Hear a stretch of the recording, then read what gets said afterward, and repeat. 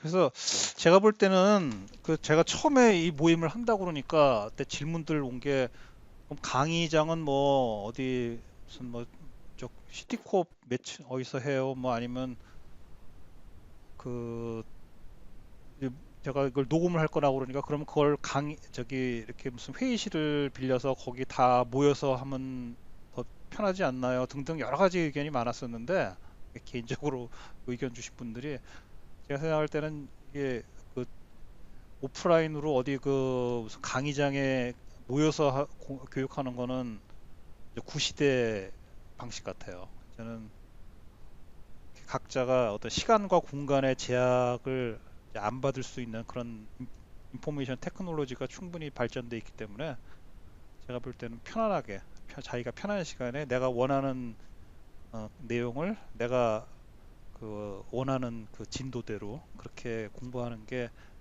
그게 현대적인 교육의 개념 같고 아마 모든 교육이 앞으로 그렇게 다 바뀔 수밖에 없지 않을까 그렇게 생각합니다. 자, 그러면은 이제 어, 오늘은 뭐 이렇게 중간중간에 또 조인 하실 걸로 생각하고 어, 강의를 시작을 하겠습니다. 강의가 아니라 우리 스타디 그룹 모임을 시작하겠습니다. 그 지금까지 우리가 지난주까지 해서 이제 SQL을 끝냈는데요.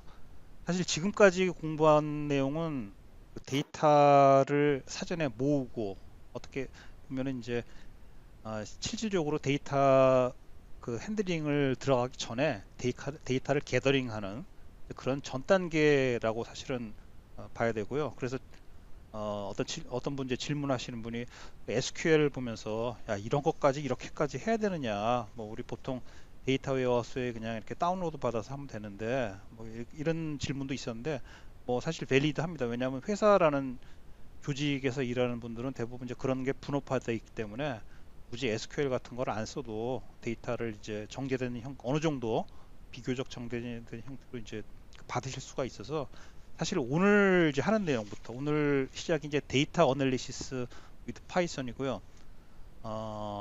이제 이렇게 해서 5주지만 우리는 뭐 이 2주에 끝낼 거고요.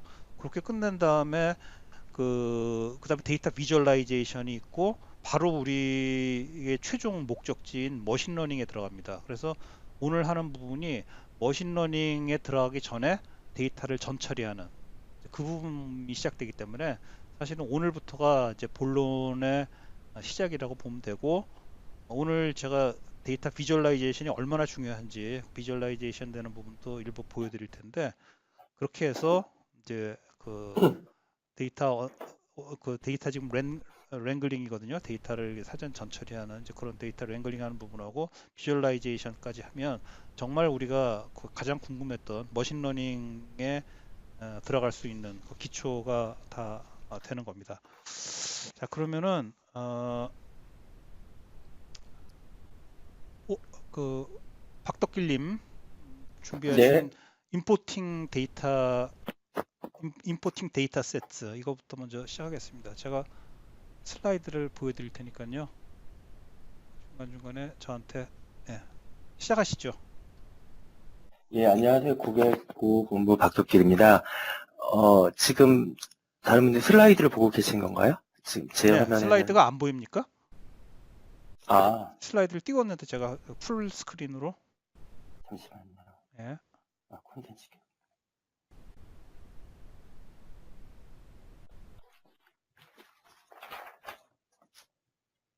예, 보입니다. 네네.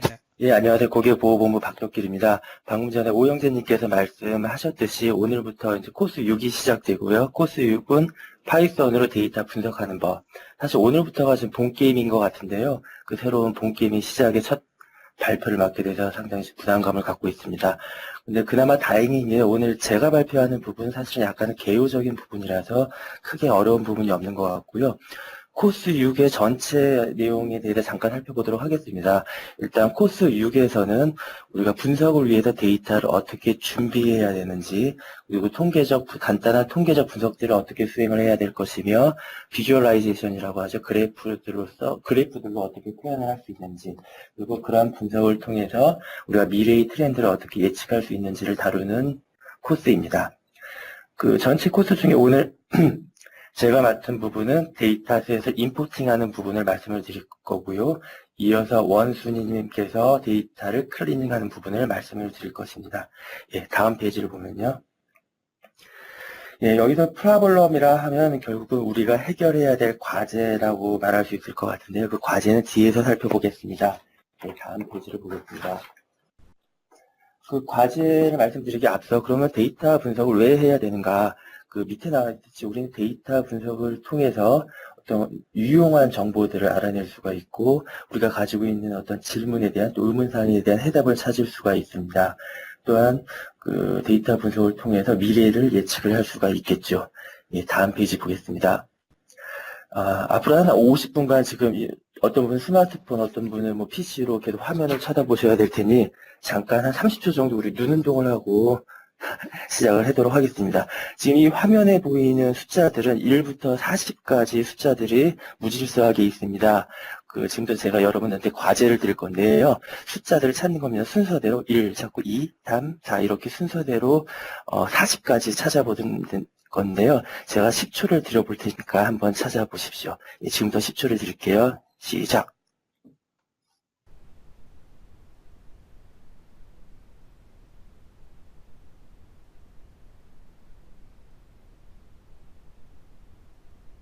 네, 10초 됐습니다.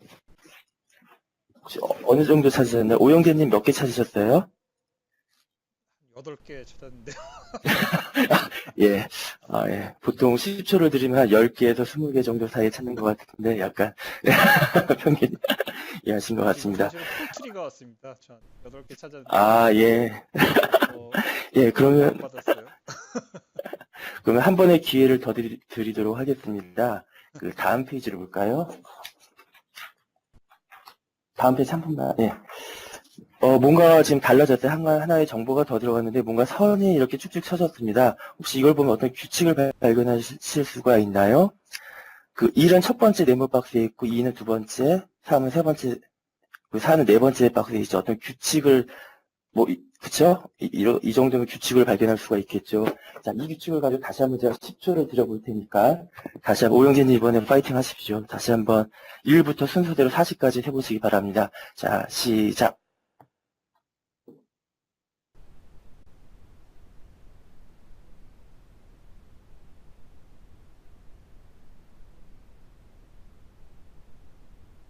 예, 땡입니다. 이제 몇 개 찾으셨어요? 40까지 다 찾았어요. 훌륭하십니다. 예. 사실 간단히 눈 운동을 하자고 보여드린 걸 수도 있는데요. 어떤 사실은 데이터 분석이란 게 이런 게 아닌가 싶습니다. 그냥 보기에는 굉장히 무질서하게 흩어져 있는 정보들인 것 같은데 그 사이에 어떤 일련의 규칙 또는 특성, 어떤 관계들을 찾아낸다면 우리가 어떤 목표로 하는 바를 좀 더 효율적으로 달성할 수 있게 해주는 것, 이것이 데이터 분석이 아닌가 해서 잠깐 눈 운동을 넣어봤고요. 다음 페이지 한번 봐볼까요? 예. 다음 페이지도 지금 쉬어가는 페이지입니다. 지금 어떤 남자분이 연어인가요? 자기 몸집만한 연어를 들고 굉장히 해맑게 웃고 있는데요. 이분의 한 5초 또는 10초 후의 미래를 프리딕트, 예상을 할 수 있을까요?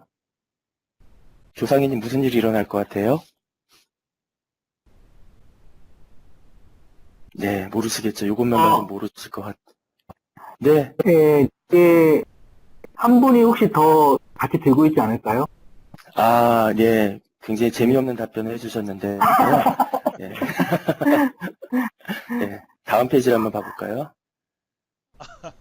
예. 아까 우리가 반쪽만 있을 때 이 사람의 5초, 10초 후의 미래를 예측하라고 할 때는 뭔가를 예측할 수가 없었습니다. 근데 반쪽의 정보가 더 주어졌을 때 뭔가 예측이 가능하죠. 사실 약간 억지 끼워 맞추기일 수가 있겠는데 또 데이터 분석이라는 게 이런 것 같아요. 우리가 어떤 적절한 정보가 주어진다면 우리 그 데이터 분석을 통해서 그 미래를 예측할 수 있게 하는 게 데이터 분석이 아닌가 싶습니다. 그래서 우리가 앞으로 하게 될 과제에서는 굉장히 많은 데이터들이 주어지는데 그 데이터 중에서 무엇이 적절하고 또 유용한 정보이고 관계된 정보인지를 우리가 판단을 하고 그 데이터들의 규칙, 패턴, 어떤 상관관계 등을 통해서 우리가 가지고 있는 질문에 대한 답을 찾을 수 있는 것이 앞으로의 과제입니다. 예, 다음 장을 보겠습니다. 예, 이게 지금 우리한테 주어진 과제입니다. 우리의 친구 탐이 자기가 쓰던 차를 팔려고 합니다. 이제 중고를 팔려고 하는데 당연히 높은 가격을 받고 싶겠지요. 그러나 또 너무 높은 가격을 이렇게 제시를 하면 아무도 사려고 하지 않을 겁니다. 따라서 어떤 중간에 적정한 리즈너블한 가격으로서 자기도 만족할 수 있고 다른 사람도 이제 사려고 하는 가격을 찾아야 되는데요. 그래서 데이터 사이언티스트인 우리들한테 부탁을 했습니다. 다음 장을 보겠습니다. 데이터 사이언티스트로서 우리가 가지는 질문은 이겁니다. 과연 그 탐의 문제를 해결해 줄 만한 데이터들이 있는가? 그렇다면 이제 자동차에 대한 데이터들이겠죠. 그런 자동차와 그 가격에 대한 여러 가지 정보들이 있을 텐데 그러한 그 자동차의 특성 중에 어떠한 것들이 자동차의 중고차 가격에 영향을 끼칠 수 있는가도 우리가 지금 판단을 할 수 있어야 될 것 같고요. 예를 들어 자동차의 색깔인지 또는 자동차 메이커 브랜드인지 또는 마력인지 뭐 예를 들어 뭐 자동차 뒷바퀴에 껌딱지 하나 붙었다고 해서 그게 가격에 영향을 미치지 않을 테니까 굉장히 무수히 많은 주어진 또는 우리가 모을 수 있는 데이터 중에서 어떠한 것이 자동차 가격에 영향을 끼칠 수 있는지도 알아야 될 것 같습니다. 그래서 우리가 다음 장 본격적으로 데이터를 보기 전에 어떤 데이터를 가지고 우리가 분석을 할 것인지를 지금 이해를 하고 넘어가도록 하겠습니다. 다음 장을 보면은 그 밑에 있는 URL에서 우리가 이러한 데이터를 다운로드 받을 수가 있는데요. 이 데이터를 보면 각각의 밸류들이 각각의 값들이 콤마로 구분되어 있어요. 그래서 CSV 파일, 콤마 separated value 파일이라는 걸 알 수가 있고요.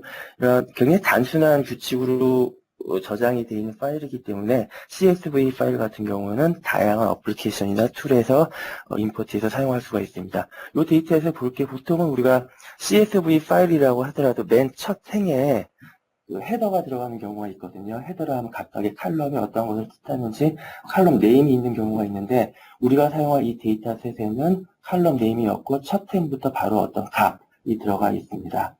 그래서 다음 장을 보면은 별도로 각각의 칼럼이 무엇을 뜻하는지를 설명하는 표인데요. 총 26개의 어트리뷰트 칼럼으로 되어 있습니다. 전체를 다 볼 필요는 없겠지만 간단히 몇 개만 설명을 드리자면요. 첫 번째 어트리뷰트인 심볼링이라는 것은 어떤 자동차의 리스크를 나타낸다고 해요. 그래서 숫자가 3쪽으로 갈수록 더 위험한 거고 마이너스 3쪽으로 갈수록 좀 안전한 값을 나타낸다고 하고요. 그 두 번째에 있는 normalized loss는 사실 읽어봐도 정확히 뭔지 모르겠는데 어떤 자동차의 종류별로 외건이냐 어떤 스포츠 자동차냐 문이 몇 개냐 그런 종류별로 자동차의 특성별로 어떤 한 해의 평균적인 로스를 어떤 수치로 나타낸 거라고 합니다. 그래서 65에서 256까지 값을 갖고 있다고 하고요.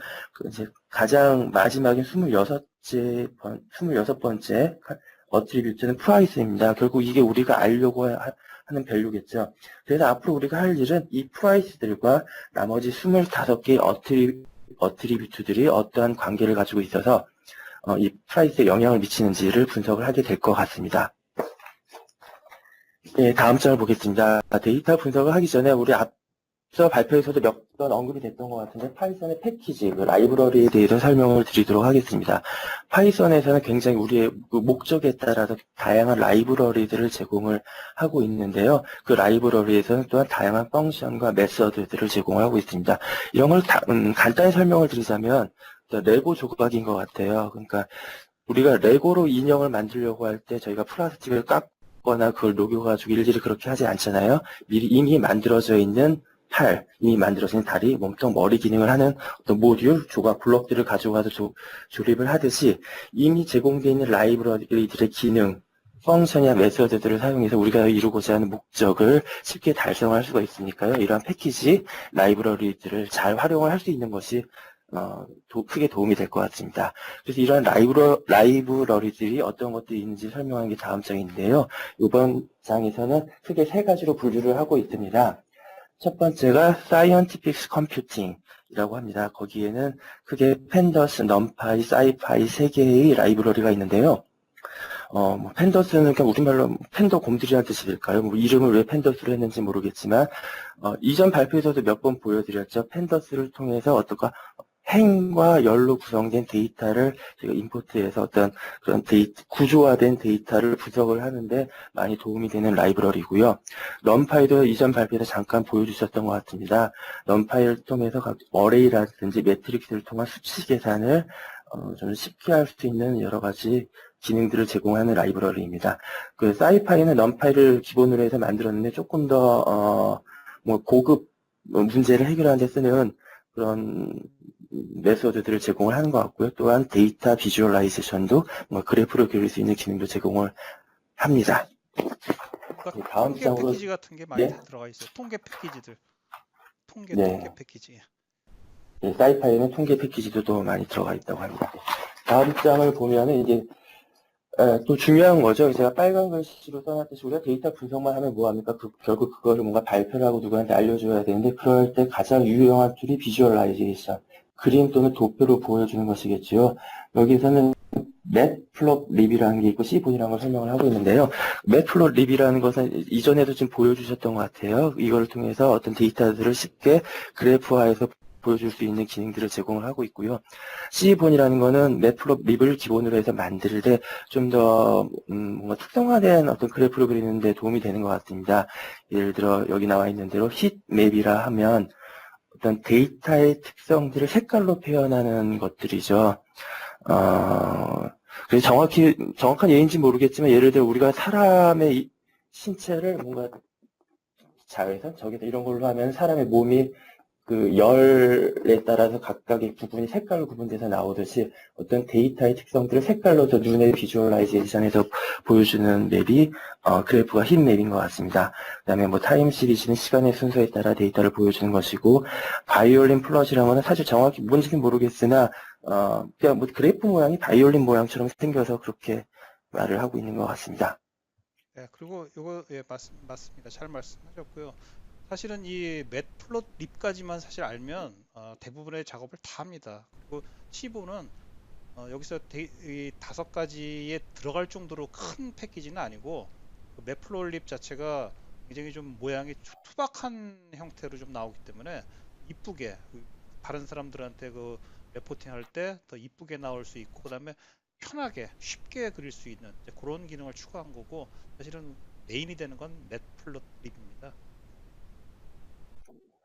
네, 다음 페이지는 이제 알고리드믹 라이브러리는 파이썬이라고 하는데, 사실 두 개의 구분은 제가 실제로 써보지는 않아서 모르겠지만 아마 둘 다 좀 더 아까 전에 설명드린 건 뭔가 수치 계산 정도였는데 여기는 통계적인 여러 가지 메소드들을 제공하고 있는 거고요.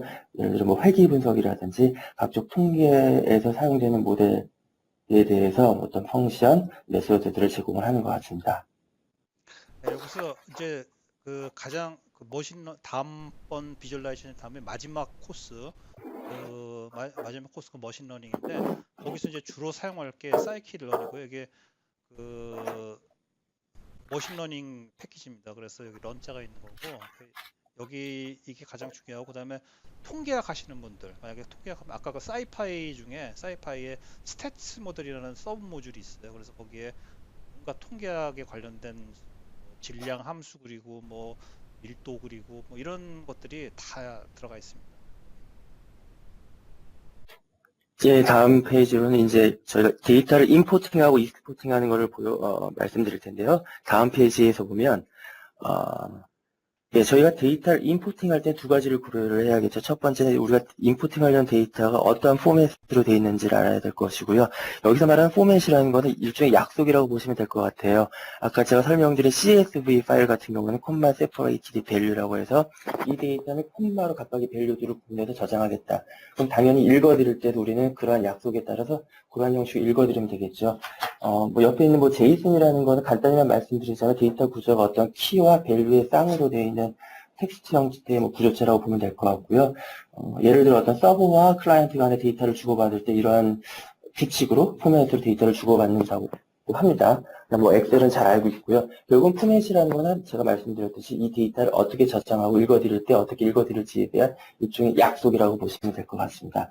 포맷 다음으로는 그 데이터 위치겠죠. 우리 컴퓨터에 저장되어 있는 경우에는 당연히 이렇게 읽어드릴 수가 있을 거고, 인터넷에 있는 경우에는 그 URL을 쳐가지고 직접 파이썬에서 읽어드릴 수가 있습니다.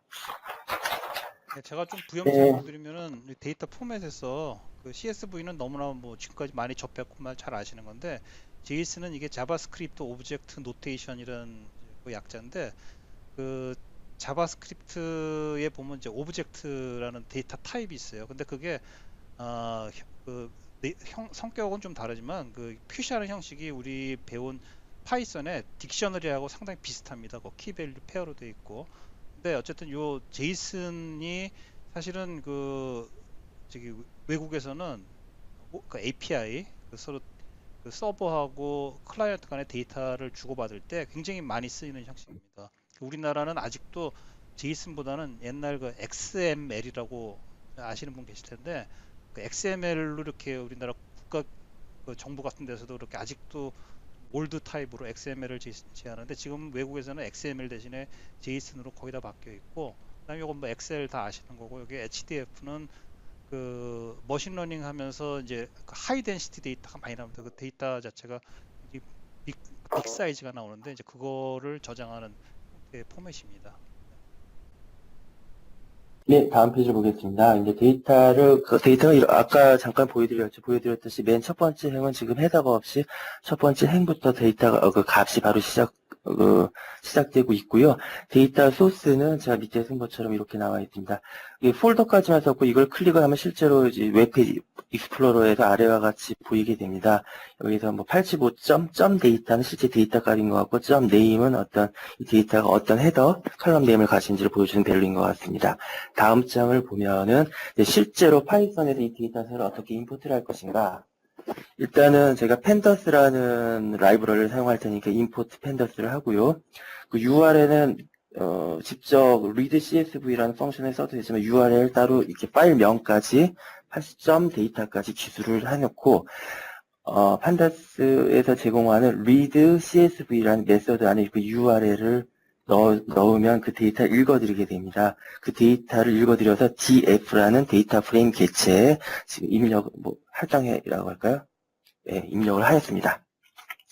근데 그 read CSV라는 메소드는 기본적으로 첫 행을 헤더라고 인식을 해서 읽어드리거든요. 근데 앞상에서 보여드렸듯이 첫 행이 헤더가 아니라 바로 데이터로 시작을 하고 있으니 이렇게 그냥 읽어드리면 첫 행을 헤더라고 인식을 하고 우리가 데이터 하나가 행이 손실이 일어나겠죠. 그리고 헤더의 값이 이상한 값이 들어갈 테니 첫 행이 헤더가 아니고 첫 행은 그냥 값부터 시작한다는 것을 나타내기 위해서 밑에 보이는 것처럼 헤더는 none이라는 파라미터를 추가를 하였습니다.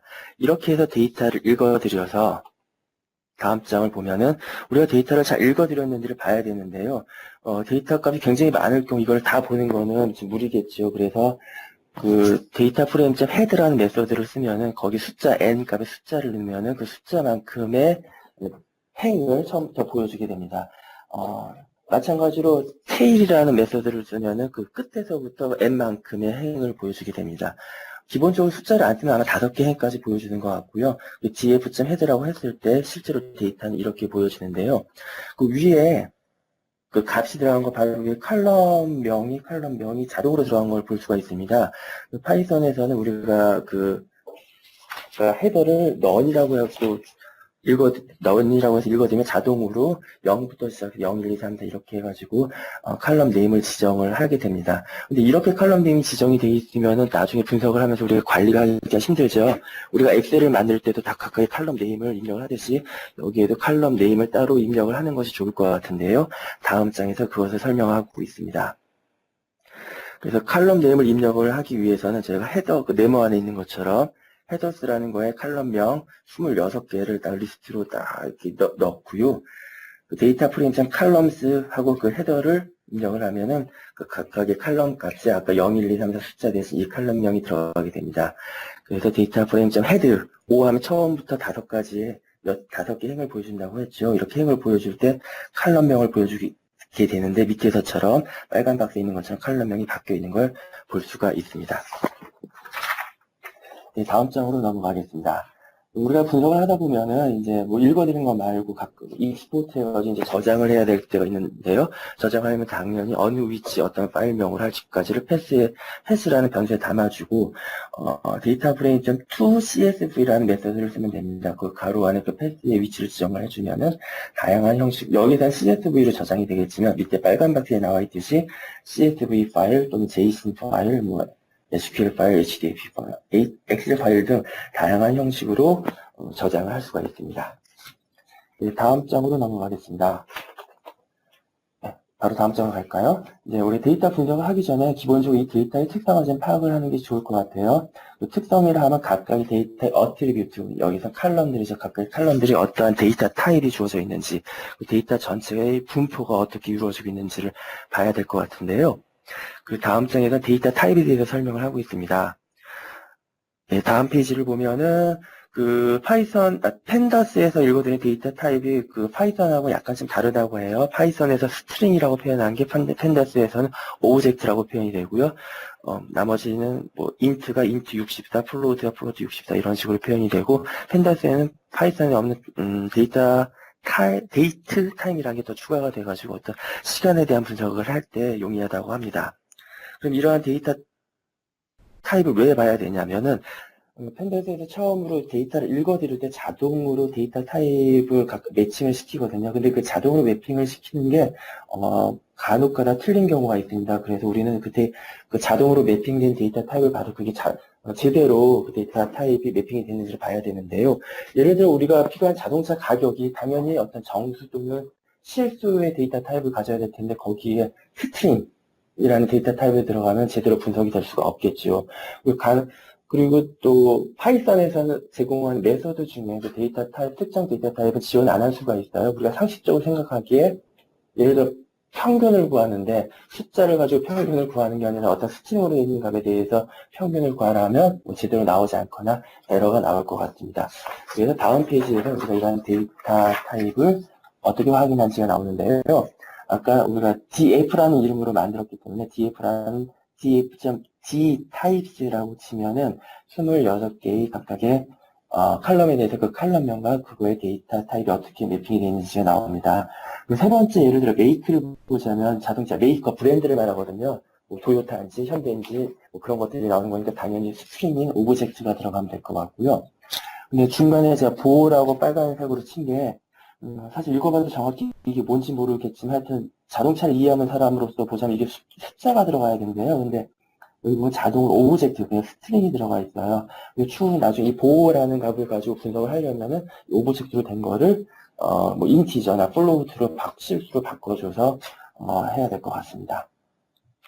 그다음 다음 페이지 보면 이제 데이터 타입 말고 이제 데이터 전체가 분포가 통계적으로 분포가 어떻게 있는지를 봐야 되는 경우가 있는데요. 여기서 df.describe라고 하면은 이 전체적으로 이 각각의 어트리뷰트들의 분포가 통계적으로 분포가 어떻게 되어 있는지를 보여주고 있습니다. 여기 심볼링을 볼까요? 심볼링이라는 칼럼에 대해서는 전체 카운트가 205개가 있고 그거의 평균 값이 무엇이고 표준 편차가 무엇이고 그다음에 최소값, 최대값 그리고 중간에 이제 4분의 수까지 보여줍니다. 4분의 수는 따로 밑에 설명을 해놨는데요. 어떤 데이터를 크기 순으로 배열을 했을 때 저 밑에서부터 25%의 위치에 있는 건 제 1/4분의 수라고 하고 여기서 25%라고 표현했네요. 그 다음에 중간에 50%의 위치에 지정되는 거를 제 2/4분의 수라고 하고 여기서 50%라고 했습니다. 보통 우리가 중앙값 또는 중위값이라고 부르는 미디언이 이거와 같은 값이 될 것 같습니다. 그 다음에 뭐 이렇게 75%의 위치에 있는 거 4분의 수까지 표현을 하고 있습니다. 우리가 심볼링을 보면은 제가 심볼링이 -3부터 3까지의 값을 갖는다고 했는데 평균이 0.83이고 그 다음에 50%인 중앙값 1이고 이런 것을 봤을 때 약간은 그 우측으로 기울어진 그래프를 보시면 우측으로 기울어진 모습이라고 볼 수 있을 것 같습니다. 저는 사실 그 통계 전문가가 아니라 이거의 값들을 다 어떻게 해석을 해야 될지 아직은 잘 모르겠는데요. 이런 것 같아요. 그러니까 의문심을 궁금증을 갖고 보면은 그 끝에서 두 번째 있는 엔진 사이즈라는 칼럼 값을 보면은 평균값이 126, 인데 그리고 75%에 위치한 사분위 값이 141인데 맥스 값이 326. 그냥 상식적으로 보기에도 뭔가 320이면 굉장히 뭔가 이상값, 아웃라이어 이상값이 포함되어 있다는 생각이 들거든요. 이런 거는 이제 뒤에 부분에 조금 더 얘기가 될 것 같습니다. 이게 다음 페이지를 보면요. 그 앞 페이지에서 그 디스크라이브하고 그 가로 안에 아무것도 없었잖아요. 그럴 경우에는 숫자로 된 어트리뷰트들만 보여줍니다. 근데 include all이라고 하는 파라미터를 여서하면 숫자 외에 어떤 문자로 된 것들도 다 보여주고요. 문자로 된 것들이 들어가기 때문에 새로운 새로운 것들이 보여지고 있습니다. 여기서 예를 들어 세 번째 make라는 걸 볼까요? 거기 보면은 유니크 탑 프리퀀시라는 게 있는 FREQ라는 게 있는데 유니크라는 건 전체 205개의 행위 있는데 그 중에 중복을 제거해서 총 몇 개의 메이커가 있는지를 나타내고 있고요. 22개의 브랜드가 있는 것으로 보입니다. 22개의 브랜드가 있고요. 그 다음에 탑은 그 22개 브랜드 중에 가장 자주 나타나는 브랜드가 무엇인가? 여기서 토요타라고 하네요. 밑에 이제 프리퀀시는 그 가장 자주 나타나는 토요타가 도대체 몇 번 나타나는가? 여기서 32번 나타났다고 하고 있습니다. 그 밑에 NA는 이제 나더 넘버라고 해서 당연히 어떤 스트링으로 되어 있는 값들에 대해서 뭐 중앙값이나 상값은 의미가 없으니까 NAN으로 표시가 되었습니다. 다음 페이지를 보면은 이건 기본적으로 어떤 데이터에 대한 인포메이션을 보여준 것인데요. df.info라고 하면은 처음부터 30행이 보여지고 끝에서부터 또 30행이 보여져서 전체적으로 데이터가 어떻게 인포트 되어 있는지를 보여주는 메서드입니다. 예, 다음 페이지 보겠습니다. 일단 제가 발표할 내용은 여기까지였고 오늘 그 팬더스에 대한 내용을 많이 얘기해서 끝으로 이제 쿵푸 팬더에 나온 한 가지 대사를 가지고 마무리하려고 합니다. 어제는 히스토리였고 내일은 미스터리고 오늘은 선물이랍니다. 그래서 오늘을 프레젠트라고 부른답니다. 오늘 제가 이 자리에서 여러분들과 같이 공부를 하고 이렇게 발표를 할 수 있어서 오늘이 굉장히 저한테 선물인 것 같고요.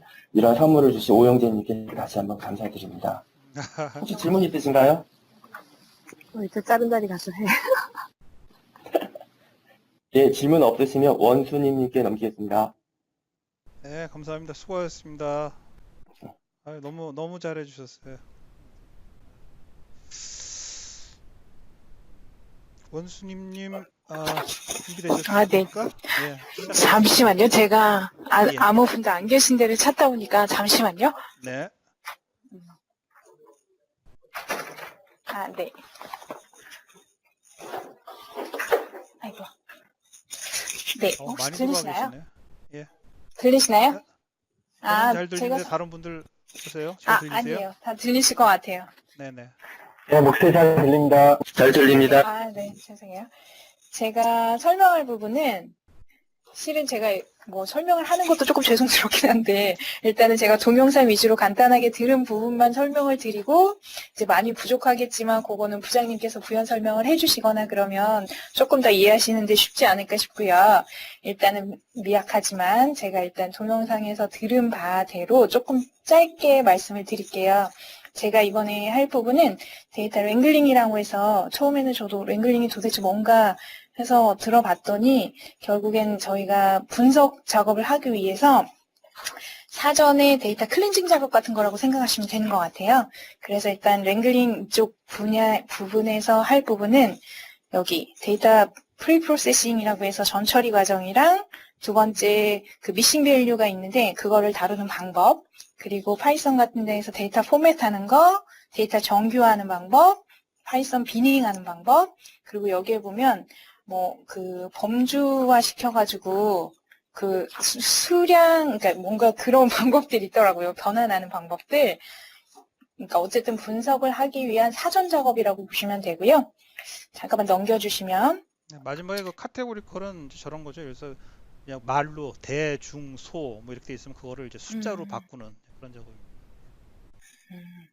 네네. 그래서 데이터 프리프로세싱에서는 제가 간단하게 이제 한글로 내용만 간단히 정리해 보면 데이터 분석을 하기 위한 이제 사전 작업인 거고, 저희가 보통은 데이터를 로 데이터로 가지고 있기 때문에 그거를 좀 더 편리하게 뭐 분석을 하려면 당연한 방식이겠죠. 그래서 형식으로 변환하는 기능이고, 아까 말씀드린 대로 데이터 클린징이라거나 링글링이라고도 하고, 어쨌든 복잡하고 여러 가지 형식이 섞여 있는 데이터를 간단하게 어쨌든 뭐 정교화시키거나 일종의 스탠다드 기준에 의해서 통합하는 과정이고, 그리고 데이터 분석을 하기 위해서는 아주 필수 과정이라고 합니다. 보통은 그 데이터 클린징하고 이걸 그 전처리 작업 자체가 전체 실제 분석 작업이나 이런 걸 하기 위해서 거의 80% 이상을 차지한대요.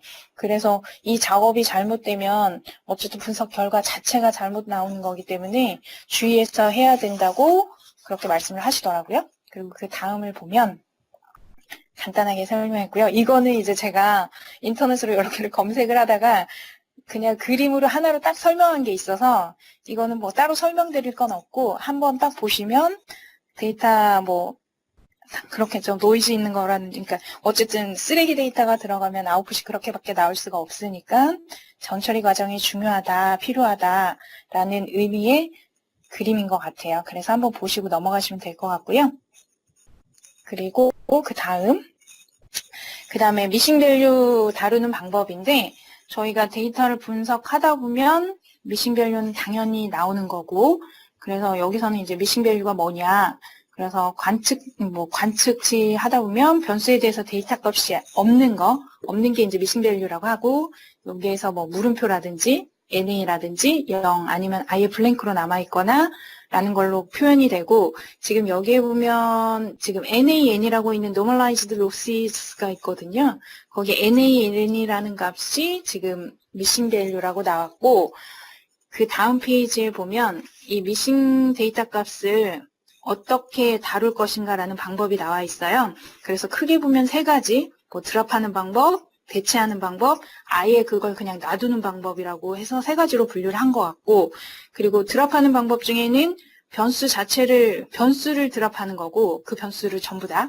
그리고 데이터 엔트리라고 해서 그 데이터 항목만 단일적으로 드랍하는 방법이 있는데, 근데 이런 방법을 쓰면 어쨌든 나중에 되면 저희가 이제 드랍한 거가 뭔지를 추측해야 될 필요가 있으니까 정확도가 조금 떨어질 염려는 있다고는 하더라고요. 그래서 이 누락을 시키는 데이터로 충분히 많은 관측을 하지 않는다는 가정하에 이 특정 항목을 삭제하는 방법을 가장 좋은 방법이라고 생각을 하는 것 같고, 그리고 두 번째는 이제 리플레이스 하는 방법인데, 이거는 데이터를 실컷 이제 모아놨는데 이 데이터 낭비를 방지하는 방법 중에 하나라고 하는데, 첫 번째로 뭐 그 에버리지 값으로 대체를 한다고 돼 있어요. 근데 이제 에버리지 값도 그냥 뭐 이렇게 하면 안 되고, 유사하게 여기에 보면 시밀러 데이터 포인트라고 나와 있는데, 어쨌든 데이터 내에서 뭔가 유사한 연결 지점을 찾아서, 그래서 평균값을 구해서 그걸로 아예 미싱값을 리플레이스 하는 방법, 그리고 두 번째는 빈도라든지 뭐 가장 프리퀀시가 높은 거 이런 걸로 대체하는 방법이 있고, 근데 세 번째는 제가 아더 펑션을 한다는 의미를 제가 잘 모르겠더라고요. 그래서 이거는 일단 패스하겠습니다. 그리고 세 번째는 예. 근데 네네. 아마 그럴 것 같아요. 여기 베이스도 아더 펑션이라는 게 이제 여기 지금 나온 게 이제 에버리지라는 게 있고, 여기 네. 프리퀀시도 뭐 저기 다 찾을 수가 있고 하니까 여기 아마 아더 펑션은 이거 말고도 뭐 미니멈도 있고 맥시멈도 있고, 아니면 우리가 아까 람다 그 파이썬의 그 람다 함수 써서 아예 그냥 우리가 그걸 코딩을 해줄 수가 있거든요. 우리가 작성한 그런 펑션으로 해줄 수가 있어요. 여러 가지로 하여튼 그건 상황에 맞게 해라, 그런 내용으로 저도 이해가 됩니다. 네네. 넘어갈까요? 감사합니다. 네. 그리고 하나, 이제 마지막은 그냥 그 자체로 남겨두는 거죠. 그러면 넘어가면 될 것 같고요. 그리고 이제 그러면 그런 방법들이 있는데, 어떻게 이걸 그러면 할 거냐, 방법을 두 번째 나왔는데, 여기에는 실제로 이제 명령어가 나와 있어요. 그래서 첫 번째 했을 때 왜 드랍하는, 데이터 자체를 드랍하는 방법이 있는데, 쓰는 명령어 자체가 drop NA라는 걸 쓰더라고요. 그래서 여기 지금 예제에 보면 price가 NAN이라고 되어 있는 값이 있거든요. 이거를 지우는 방법을 아래 그 명령어로 해놓은 거예요. 그래서 드랍 NA 써서 price에 이 AXIS라는 게 있는데 드랍하는 방법 중에 엑시스라고 읽으면 되나요? 네, 엑시스. 네. 축. 그러면 엑시스라는 걸 같이 쓰는데 만약에 엑시스가 0이다 그러면 열을 삭제시키는 거고요. 그러니까 미신값이 들어있는 열을 삭제하는 거고 엑시스가 1이다 그러면 행을 삭제하는 명령어인 것 같아요. 그래서 이 명령어는 이제 보시면 되고 그 옆에 보시면 간단하게 그냥 그림으로 엑시스가 0이면 이 열을 날려버리는 거, 엑시스가 1이면 행을 삭제하는 거다라고 간단히 그림으로 설명을 드린 거고요.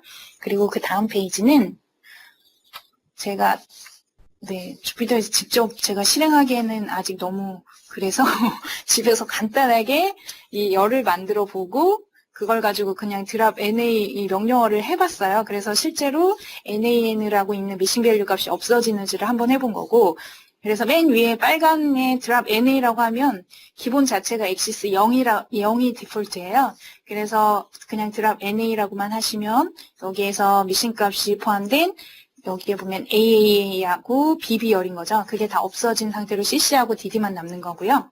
그리고 그 아래에 엑시스 1 하면 아까 행을 삭제하는 거니까 NAN이 들어있는 AA하고 AAA하고 BBB가 삭제된 거고 그리고 나서 제가 그러니까 특정 서브셋을 주는 거죠. 그래서 그거는 오른쪽에 있는 거고 AAA 중에서 미싱 밸류가 있는 걸 지운 거고 두 번째는 AAA와 BBB가 있는 거에서 미싱 값이 있는 걸 지울 때 해본 거거든요. 그래서 그거는 한번 그냥 봐주시면 될 것 같고요. 간단한 거라서 다들 해보시면 아실 수 있는 것 같고 그리고 이제 다음 페이지에서 아까는 이제 드랍하는 방법이었고 이번엔 미싱 값을 대체하는 방법. 대체할 때는 말 그대로 그냥 replace라는 명령어를 쓰는 것 같아요. 그리고 아까 대체하는 방법 중에 평균값을 쓴다고 처음에 말씀드린 방법 중에 이게 지금 민이라고 해서 평균값을 구해서 그 값을 미싱 밸류에 대체하는 명령어고요. 아래쪽에 보시면. 그래서 오른쪽에는 제가 실제로 그냥 한번 해본 건데 특정 서브셋을 지정하고 있어야 되는데 여기서 그냥 제가 다 그걸 지정을 안 했더니 여기에 보면 제가 AAA 데이터 프레임 AAA에 2, 3, 4잖아요. 그래서 그거의 평균값이 이제 3이라고 나와서 3이 지금 NAN에는 미싱 밸류 값에 다 치환이 된 거예요. 그래서 그걸 보여드리려고 그냥 주피터로서 간단하게 실행을 해본 겁니다. 이런 식으로 하고 세 번째 이제 그냥 남겨놓는 거는 크게 의미가 없으니까 그 다음이 이제 데이터 포매팅이에요. 그러니까 형식을 지정하는 거. 그래서 여기에 보면 이제 영어로 데이터는 여러 가지 장소에서 여러 가지 형식으로 우리가 수집을 하는 거니까 그거를 이제 의미 있는 비교라든지 분석을 하기 위해서는 스탠다드한 형식으로 그러니까 포맷하는 거죠. 형식을 지정하는 거죠. 그래서 그 아래에 보시면 똑같은 뉴욕이라고 하는 거긴 하지만 도시 이름을 NY라고 하는 분들 있고 뉴욕 자체라고 쓰시는 분 N.Y 아니면 N.Y. 이런 식으로 쓰실 수가 있겠죠. 그러니까 이렇게 하면 데이터를 분석하는데 간단한 하나의 항목이긴 하지만 어려우니까 요거를 조금 더 집계하기 쉽게 그 오른쪽처럼 일체화시키는 거죠. 그거를 데이터 포매팅이라고 하는 것 같고요. 그래서 그 다음 페이지, 데이터 포매팅은 그냥 이렇게 간단하게 제가 아니구나. 죄송해요. 네, 그래서 그 다음 페이지 한 번만 넘겨주세요, 부장님. 그리고 이제 여기에서 데이터 타입을 지정하는 게 포맷의 기본 방식이겠죠. 기본 포매팅 하려면. 그래서 데이터 여러 가지 형태가 있는데 오브젝트라는 거는 글자나 단어 같은 거, 인트는 실제 정수죠. 그리고 플롯은 실수라고 보시면 되고 보통은 이런 식으로 이루어져 있고 그 아래에도 간단하게 쓰는 파이썬의 명령어가 나와 있어요. 그래서 dtype이라는 거는 실제 얘가 어떤 형태를 가지고 있냐 형식을 식별하는 데 필요한 명령어고요. 그리고 그 아래 stype이라는 건 형식을 바꾸는 명령어. 그러니까 한 형식에서 다른 형식으로 바꾸는 거죠. 그리고 그 아래에 example이라고 샘플이 있는데 여기에서 price에 있는 값을 정수 형식으로 바꾸는 거죠. 뭐 실수 형식으로 있었는데 정수로 바꾼다거나 소수점 이하를 잘라버리는 거죠. 그럴 때 S타입이라는 명령어를 쓴다라고 보여준 거고요. 그 다음 페이지는 똑같은 거긴 해요. 제가 그냥 한번 해본 거고, 여기에 보면 근데 빨강색으로 네모칸이 지금 제가 위치를 잘못 잡은 것 같아요. 아마 그 S타입이라고 한 부분을 빨강색으로 하려고 한 건데 조정하다가 어긋난 것 같고요.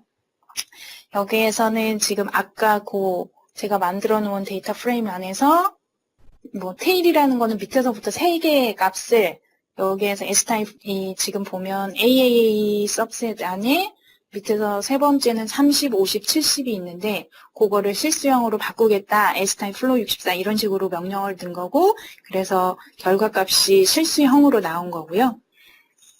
그리고 그 옆에도 마찬가지예요. 정수형으로 이거는 이제 이번에는 뭐 정수형으로 바꾸는 명령어 똑같은 거긴 해요. 그거 제가 한번 해보고 보여드리고 싶어서 거기에 붙인 거예요.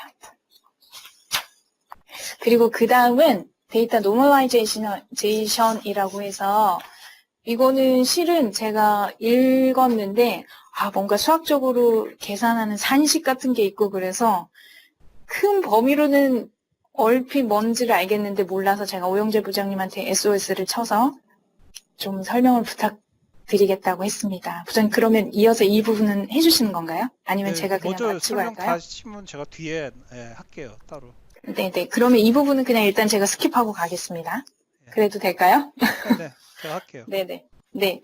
그러면 그 다음에 이제 비닝 부분이 있는데, 비닝 같은 경우에는 그러니까 보통 뉴메릭 데이터를 가지고 하더라고요. 그래서 숫자 값이 있으면 그거를 어쨌든 카테고리화 하는 거를 비닝이라고 하는 것 같고, 그러면 이제 제가 볼 때는 이렇게 일률적으로 막 수만 가지의 숫자가 있는 거를 저희가 보는 것보다는 이걸 어느 정도 뭐 얘는 여기에 속하고 얘는 B라는 거에 속하고 이런 식으로 범절을 시키면 저희가 훨씬 분석하는데 쉬울 수 있어서 그런 방법을 말하는 것 같고 그래서 여기에 보시면 예를 들면 여기에 프라이스라고 해서 뭐 5천부터 10,000 이런 식으로 해서 제일 크게는 44,500까지 있잖아요. 요거를 일정하게 범주로 뭐 로우, 미디엄, 하이 같은 걸로 이렇게 딱딱 뭐라고 해야 될까요? 분류값에 넣는 거죠. 빈스라는 그 변수를 만들어서. 그래서 어떤 값을 묶음으로 그룹화하는 거라고 보시면 될 것 같고 그리고 그 뒤에 예를 보면 잠시만요. 콘텐츠가 파이썬에서 이제 비닝하는 명령어가 또 하나가 나오는데 여기에서는 linspace라는 걸 쓰면 되는 것 같아요. 그래서 프라이스가 이제 뭐 1349에서 쭉 데이터셋에 있는데 미니멈하고 맥시멈 사이를 로우, 미디엄, 하이로 해서 이제 4개 분류라는 게 제가 처음에는 이 왜 4개로 하나라는 게 조금 이해가 안 되긴 했는데 이 3개 로우, 미디엄, 하이 값이 같은 이 빈 위스라고 하더라고요. 그걸 가지려면 어쨌든 4개의 숫자로 나눠야 된다고 해서 항상 벡터 크기를 그런 식으로 가지더라고요. 하나 더 큰 걸로. 조금 말이 이상한가요?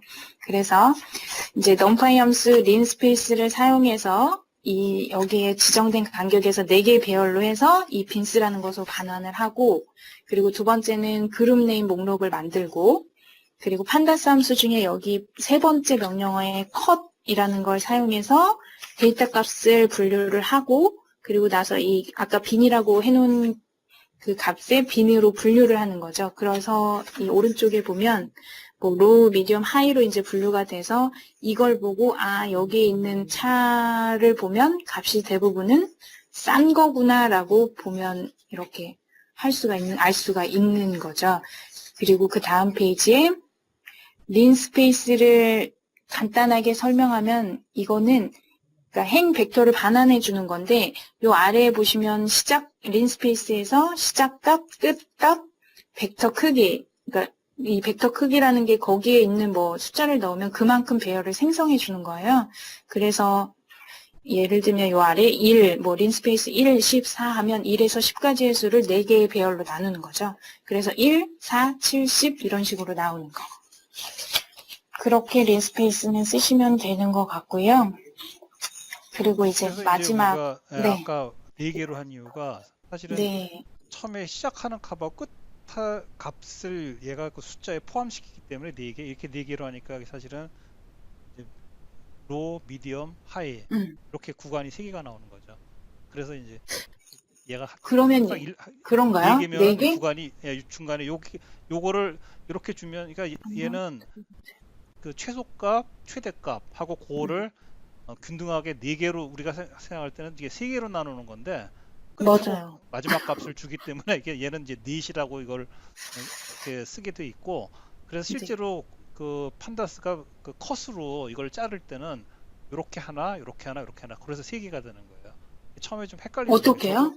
그죠? 이렇게 1에서 4 여기가 사이 예, 이렇게? 여기가 이제 하나가 아, 되고 로가 여기가 네, 미디엄이 되고 이렇게 그 하이가 되고 그래서 컷이 이렇게 되면 이제 3개의 구간으로 나눠지는 거예요.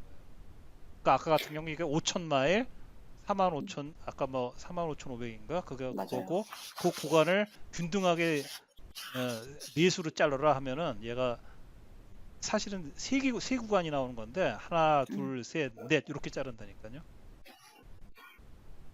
그래서 그거는 그래서 항상 벡터 크기는 플러스 1로 해야 되나 봐요. 네, 그런가요? 왜냐 끝에 값이 있기 때문에 음, 그냥 알겠어요. 하나, 둘, 셋 이렇게 구간으로는 나눠지고요. 돼 있습니다. 하여튼 그렇게 쓰시면 돼요. 헷갈려도 저 뭐 쓰다 보면 아 그렇구나 하고 이제 익숙해지는 거죠. 음, 네. 감사합니다. 그러면 제가 너무 정신없이 하는 것 같아요. 그리고 마지막은 제가 이거 터닝인데 아마 미스난 것 같고요.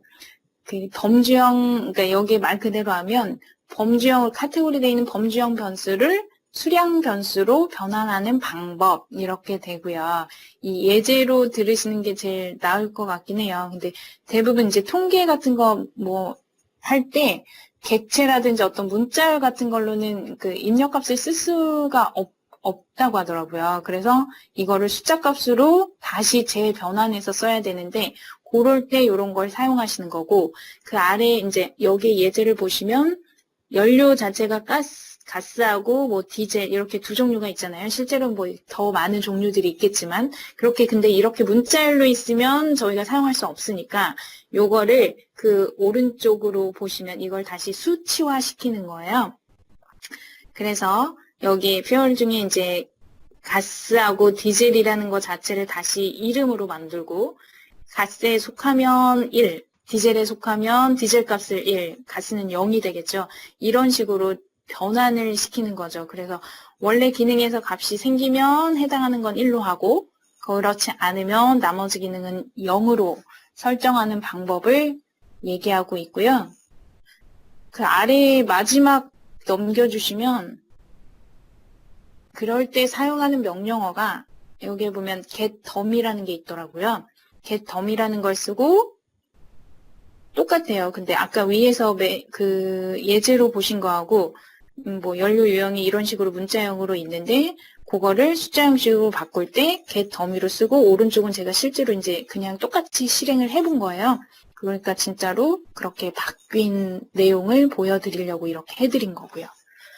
근데 제가 조금 뭘 하다가 지금 갑자기 리전해져가지고 정신이 없어가지고 막 설명을 드린 것 같아요.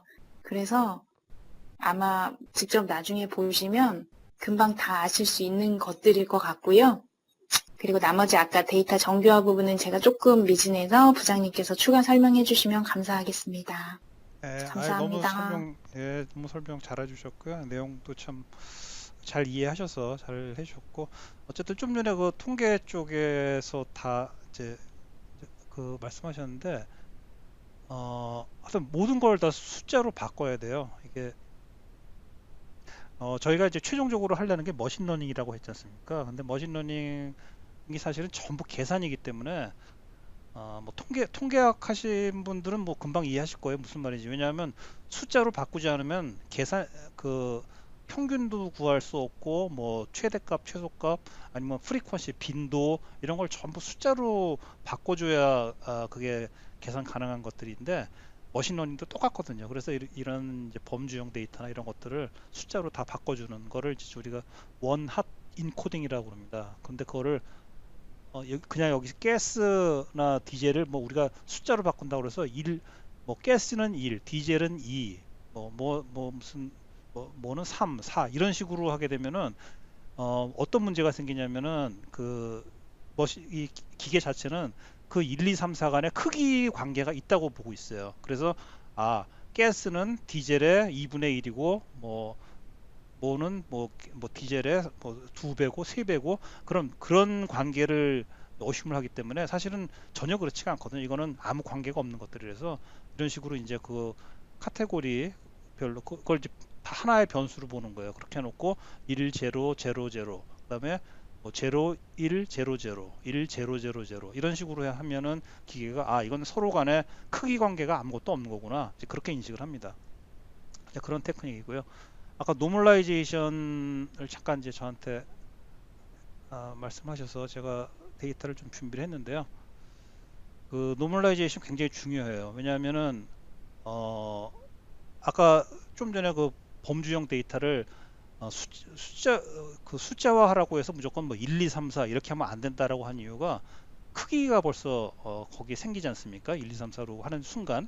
그래서 이제 우리가 원하드 인코딩 해주는 건데 마찬가지로 우리가 예를 들어서 이제 주택 가격, 뭐 자동차 가격도 마찬가지인데 자동차 가격이나 주택 가격을 예측을 할 때 큰 숫자들이 있어요. 예를 들어서 주택 가격 같으면은 우리가 방의 숫자가 방이 3개, 4개, 5개 이렇게 돼도 사실은 집 가격에 엄청난 영향을 주는데 그거 말고 뭐 넓이가 100평방미터, 200평방미터, 300평방미터 이렇게 이제 해도 역시 그 집 가격을 계산할 때 영향을 주지 않습니까? 그런데 기계 입장에서 보면은 사실 이게 우리가 볼 때는 방이다, 어떤 그 집의 넓이다 이런 거를 우리는 이제 머릿속으로 인식을 하는데 기계가 볼 때는 그냥 숫자일 뿐이에요. 그래서 최종적으로 항상 큰 숫자가 더 큰 영향을 미치게 돼요.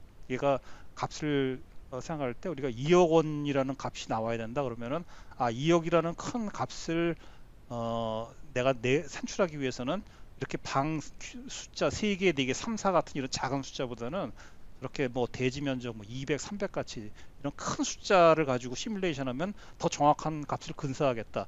이런 식으로 이제 작동을 하게 원리가 돼 있어요. 그래서 우리가 사실은 그런 영향을 다 없애야 되기 때문에 그래서 정규화라는 걸 하는 겁니다. 그 숫자들이 고유에 갖고 있는 그런 이제 그 원래의 크기 말고 그 크기 자체에서 그것이 이제 기계가 볼 때 서로 비교 가능한 그러니까 방의 숫자도 0에서 1 사이로 줄이고 또 면적도 0에서 1 사이로 줄이고 그런 식으로 다 소수점화 시키면은 사실은 굉장히 공평해지는 거죠. 데이터 자체가. 그런 작업인데 일단 제가 하기 전에 아까 너무 설명을 잘해 주셔서 사실 이거 준비할 필요가 없었을 것 같은데 그 드랍 시킬 때 엑시스 축이 좀 헷갈릴 수가 있어요. 처음 하는 사람들이. 그래서 제가 이걸 잠깐 만들었는데 만든 거니까 한번 하고 넘어갈게요. 일단 제가 일부러 이제 NAN 데이터를 하나 그 유닛이라는 컬럼에 하나 주고 프라이스라는 컬럼에 하나 줬고요. 그래서 이거를 드랍 NA를 하면은 무조건 이 데이터 프레임에 있는 NA 값이 다 날라갑니다. 그래서 해보시면은 다 날라갔죠. 딱 이거 세 개만 남고. 사실은 이렇게 이제 아무것도 옵션 없이 주면 이렇게 되는데 우리가 예를 들어서 엑시스 축을 항상 축은 제가 옛날에 설명드리는 것 같은데 이쪽이 로 쪽, 이쪽이 엑시스 제로예요. 그 다음에 컬럼 쪽, 이쪽이 엑시스 1입니다. 그리고 만약에 우리가 입체적으로 해서 제 3차원으로 뭐가 간다고 그러면 그때가 이제 엑시스 3인데 그래서 0, 1, 2 뭐 이런 식으로 이제 순서를 부여하게 돼 있거든요. 그래서 이제 엑시스 제로로 하면은 우리가 로를 기준으로 보는 거예요. 그래서 로를 기준으로 봐서 그 로에 NAN 밸류가 있으면 삭제합니다. 그래서 엑시스 제로가 되는 거고요. 그 다음에 엑시스를 1로 주면은 컬럼 기준으로 봅니다. 컬럼 기준으로 봐서 컬럼에 NAN이 있으면 삭제해요. 근데 여기는 하나도 없으니까 하나 남을 거예요. 그래서 이제 그 MPG라는 하나의 컬럼만 남고 다 삭제됐죠. 근데 우리가 원하는 게 이제 특정한 컬럼만 골라서 하고 싶다. 그러면은 프라이스라고 지정해 줄 수가 있어요. 그러면은 요거는 프라이스라는 컬럼인데 엑시스를 제로로 주니까 여기 이제 이 로에 어떤 값이 있으면은 삭제해라. 그래서 이제 그것만 날아가는데 이렇게 우리가 컬럼을 지정할 때는 엑시스 2를 줄 수가 없어요. 이미 컬럼이 지정됐기 때문에. 그래서 이거는 이렇게 하면 에러가 난다라는 걸 이제 한번 보여드린 거고요. 그럼 본격적으로 제가 이제 노멀라이제이션을 한번 해볼게요. 일단 데이터는 그 똑같이 아까 그 박덕길님 설명하신 그 자동차 데이터 거기서 갖고 왔는데 거기서 제가 세 개만 골랐습니다. 그 노멀라이즈의 대상이 되는 것들. 그래서 랭스, 위드스, 하이트 이 세 개를 골랐는데 아까 제가 설명드렸듯이 랭스라는 데이터가 이런 데이터보다 훨씬 크잖아요. 그러면은 나중에 이걸 이제 우리가 그 리니어 리그레이션이나 어떤 긍스타값 계산할 때 이 큰 쪽의 데이터들이 더 영향을 많이 끼치게 돼 있어요. 그나마 요거는 좀 160대 64 그래서 좀 나은데 예를 들어 뭐 3, 4 이렇게 단단히 숫자로 가는 것들은 무시를 해버립니다. 그래서 사실 이걸 이제 스케일링을 하는데 스케일링 하는 데는 세 가지 방법이 있어요. 일단 제가 간단하게 설명드리면은 심플하게 최대값을 가지고 나눠주는 거예요. 그래서 최대값을 갖고 일괄적으로 어떻게 나눠주느냐 요 이제 비포 노멀라이즈라고 해서 제가 이렇게 그 데이터 프레임을 일단 비포 노멀라이즈라고 이름을 줬습니다. 그래서 여기 세 개의 컬럼이 있는데 그렇게 하고 max라고 이제 제가 함수를 주면은 엑시스 제로로 해서 그러면은 요 랭스하고 위드스하고 하이트 중에서 그 가장 최대값이 여기 맥스에 저장이 돼요. 시리즈인데 그래서 제가 이거를 그냥 전체 데이터 프레임 전체를 그냥 이걸로 나눠주면은 매트릭스 연산이 일어나는 거예요. 그래서 한 방에 다 계산이 된다. 그래서 이걸 애프터 노멀라이즈라고 해서 내가 애프터 노멀라이즈 1이라고 이름을 줬고요.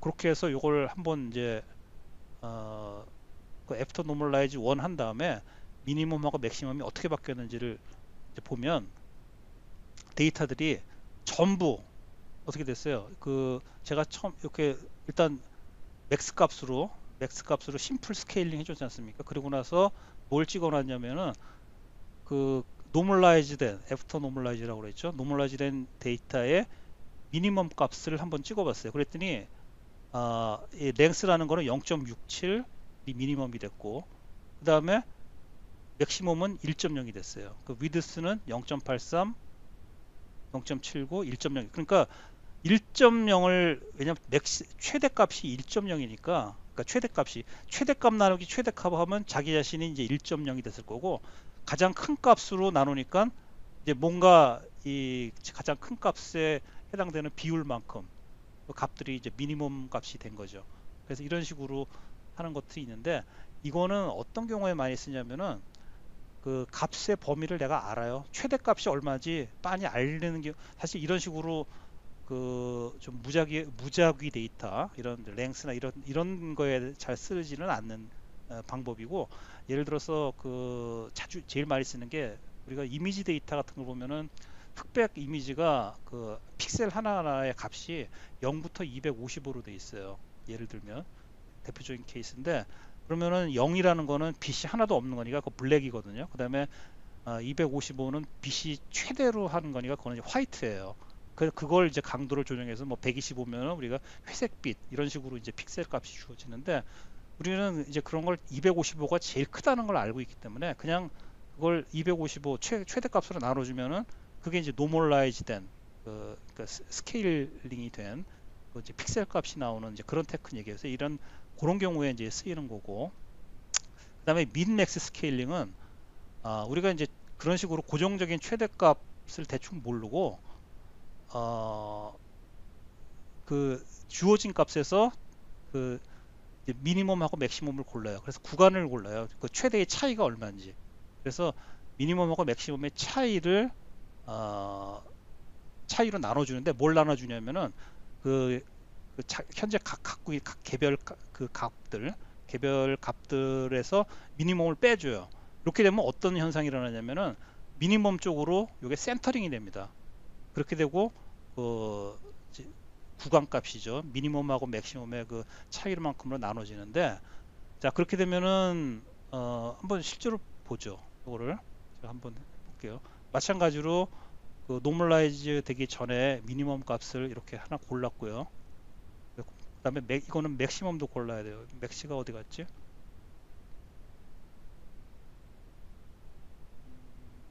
아, 여기 참 맥스는 미리 구해놨네. 위에서 맥스는 구해놨으니까요. 그걸 그냥 쓰는 거고. 그래서 위에서 구했던 맥시멈하고 지금 구한 미니멈 값을 분모로 하고, 그 다음에 각 값에서 미니멈을 뺐어요. 그렇게 해서 이제 해보면 이런 식으로 나오는데, 이때는 어떻게 되냐면 값이 이제 어떤 식으로 되냐면, 우리가 아까는 그 맥시멈이 1이 됐고, 그 다음에 이렇게 됐지 않습니까? 그 맥시멈 최대값하고의 비율이 이제 그 미니멈 값이 되는데, 얘는 미니멈을 빼버렸으니까 무조건 제로예요. 그러니까 0과 1 사이의 값으로 노멀라이즈가 되는 거예요. 스케일링이 이제 줄어드는 그 스케일이 줄어드는 게 0과 1 사이의 값을 가져요. 그 다음에 스탠다드 스케일링은 요거는 정규 분포로 만드는 거예요. 그 데이터를 그 평균을 가운데 두고 좌우로 분포가 되게, 그렇게 되면은 이제 마이너스 값이 나옵니다. 이거는 표준, 여기서 제가 표준 편차 평균 썼는데, 표준 그 스케일링 하는 공식 자체가 그 각각의 값을 평균으로 평균을 빼주고, 그 다음에 표준 편수로 나눠줘요. 그래서 이렇게만 하시면 이제 되게 헷갈릴 겁니다. 제가 그래서 이제 왜 이렇게 그 비주얼라이제이션이 중요하냐라는 거를 설명하기 위해서 제가 안 보여드리고 일부러 이제 이렇게 막 설명을 했는데, 자 보세요. 일단 한번 해볼게요. 스탠다드 스케일링, 이거 많이 쓰는 겁니다. 그 위에 두 번째 민맥스 스케일링하고 스탠다드 스케일링 제일 많이 쓰는데, 자 요거 똑같이 제가 민을 구해야죠. 평균값을 구했고요.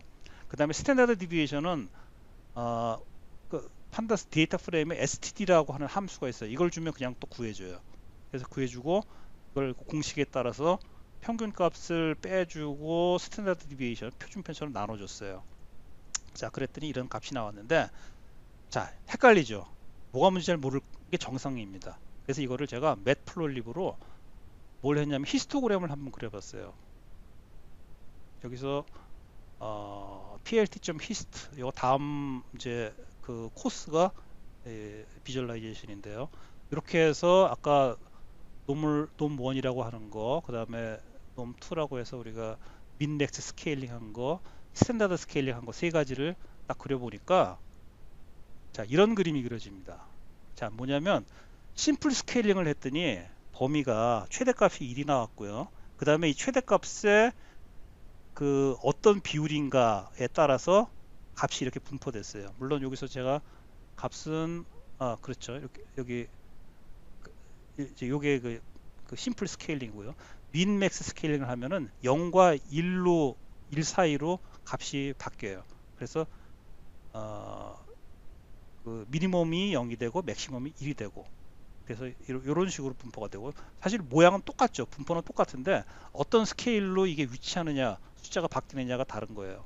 스탠다드 스케일링은 자, 가운데 0이 오고, 미니멈보다 만약에 그 값이 미니멈이 아니라 그 민이죠. 평균보다 작은 값은 마이너스 쪽으로 스케일링 되고, 평균보다 큰 거는 플러스 쪽으로 스케일링이 돼요. 근데 전체적인 분포 모양은 똑같아요. 구조는 단지 이 숫자만 바뀌었지. 이게 스탠다드 스케일링입니다. 그래서 요거는 통계학 하시는 분들은 금방 아실 거예요. 이거 그 정규화 시킨 거예요. 우리가 정규 분포로 만든 거, 정규 분포라는 게 평균을 가운데 놓고 평균에서부터 어떻게 분포가 되어 있느냐는 그 모양을 보는 건데, 그 아까 위에서 시그마 스탠다드 디비에이션 얘기했지 않습니까? 뮤는 이제 평균 가운데 있는 값이고, 스탠다드 디비에이션은 평균에서 얼마나 떨어져 있냐는 건데, 요거는 이제 우리가 통계학 용어로 하면 분산의 루트를 씌운 거예요. 분산은 이 값, 여기서 그 원래 값이 이거라고 하면 이거 빼기 평균, 또는 이거 빼기 평균을 한 값을 뭐 이제 제곱을 했다가 다시 루트를 씌운 거니까 결국 그냥 이거 빼기 한 것하는 마찬가지인데, 다시 말해서 표준 편차라는 거는 그 평균에서부터 얼마나 멀리 떨어져 있느냐, 그거를 이제 나타내는 거예요. 근데 이거는 어떻게 그러면 나중에 쓸 거냐? 이 민맥스 스케일링은 단점이 뭐냐면은 아웃라이어, 아까 얘기하셨습니까? 박덕희님 하실 때 이상치가 하나 있어요. 그래서 굉장히 비정상적으로 작은 놈이나 굉장히 비정상적으로 큰 놈이 있으면은 이 값들이 왜곡이 될 수가 있습니다. 그 아웃라이어 때문에. 그래서 그 아웃라이어가 있을 경우에는 조심해서 써야 된다. 그런 점이 있고요. 그 대신에 이거는 마이너스 값이 안 나타나는 특성이 있죠. 그럼 스탠다드 스케일링은 아웃라가 있어도 상관없어요. 왜냐하면 그 뮤를 중심으로 해서 스케일링 하는 거기 때문에 상관은 없지만 이때는 이제 마이너스하고 플러스로 이 값이 나눠지죠. 그러면은 어떤 경우에 뭘 쓰느냐? 그거는 사실은 답이 없어요. 그때 상황에 따라서 하는데 예를 들어서 그 이제 머신러닝 나중에 뭐 하시게 되다 보면은 이 두 가지 중에 하나를 어떤 걸 선택해야 되는 고민을 하실 수가 있는데 대부분 이제 보면 그냥 데이터 성격에 맞춰서 맞는 거를 해라라고 하는데 이 그 정규 분포로 만드는 경우에는 예를 들어서 우리가 그 딥러닝 같은 거 나중에 이제 한참 후에 뭐 하시게 되겠지만 딥러닝 같은 거 혹시 관심 있으신 분들은 거기 이제 액티베이션 함수가 있거든요. 그래서 액티베이션 함수를 그 탄젠트 탄 h라는 걸 쓰는 게 있어요. 탄젠트 h는 그 값이 마이너스 1에서 1 사이로 나와요. 그래서 탄 h를 액티베이션으로 쓸 때는 데이터가 이런 식으로 분포가 되면 굉장히 성능이 효율이 좋아진다라는 이제 얘기도 있고, 그 다음에 나중에 시그모이드 같은 경우에는 0에서 1 사이로 이제 그 액티베이션 함수인데 그런 함수가 있어요. 그런 함수들은 또 이런 특성을 가지고 있고, 그래서 그거는 이제 우리가 어떤 그 데이터를 하느냐에 따라서 그때그때 다르다. 어쨌든 특성은 이런 특성을 갖고 있다라고 하시면 되겠습니다. 네, 오늘 뭐 말씀드릴 거 다 드렸는데요. 질문 있으시면 하시죠. 없으신가요? 질문 없으시면 오늘 여기서 마치겠습니다. 네, 수고하셨습니다.